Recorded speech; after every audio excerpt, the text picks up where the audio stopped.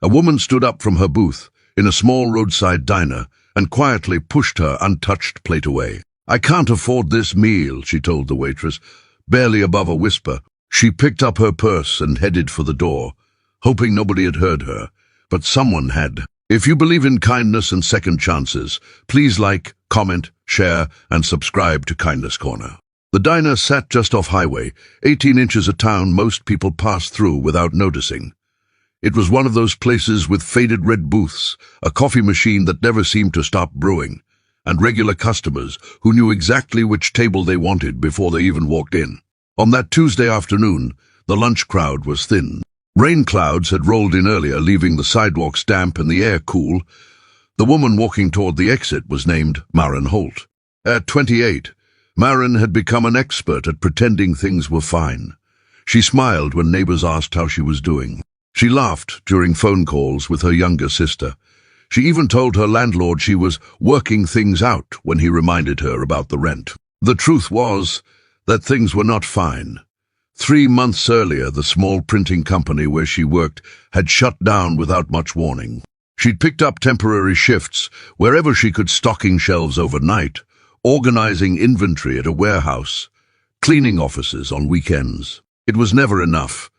That morning had been particularly difficult. Her car needed repairs she couldn't afford. Her electric bill was overdue, and after checking her bank account before entering the diner, she knew she had less than $6 left until Friday. Still, she came inside, not because she wanted a big meal, because she was exhausted. She had spent the entire morning walking between job interviews. The rain had soaked her shoes. Her phone battery was nearly dead. She just wanted to sit somewhere warm for 30 minutes. The waitress, a cheerful woman named Rhonda, handed her a menu and refilled her water twice. Maren ordered a simple sandwich and coffee. Only later did she realize she had miscalculated. After tax, the meal cost more than she had available.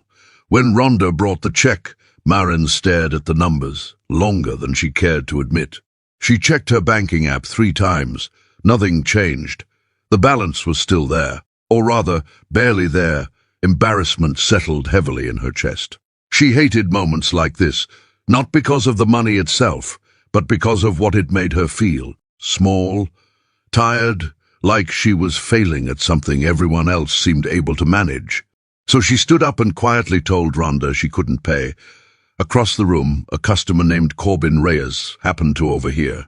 Corbin came into the diner almost every Tuesday after delivering supplies for a local hardware company. He was 34, practical, a little awkward, and known for carrying a notebook where he wrote down ideas he'd never actually start. He wasn't wealthy. His truck had nearly 200,000 miles on it. His apartment kitchen faucet leaked constantly, and he spent most evenings helping his father with medical appointments. But he understood what financial stress felt like. Years earlier, after his parents' business failed, he'd watched them count coins to buy groceries. Some memories never really left. As Maren reached the door, Corbin stood up. "Excuse me," he called. She stopped. For a second, she looked worried, as if she expected criticism. Instead, Corbin walked over, holding his wallet. "I already paid the bill." Maren immediately shook her head. "No, you didn't have to do that. I know," he said. "I wanted to." An awkward silence followed.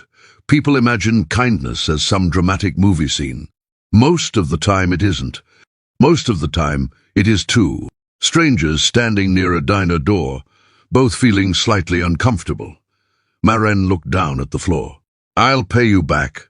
Corbin smiled. "You don't need to." Then he paused. "Just promise me you'll eat something before your next interview." For the first time all day, Maren laughed. A small laugh, but a real one. They talked for only a few minutes.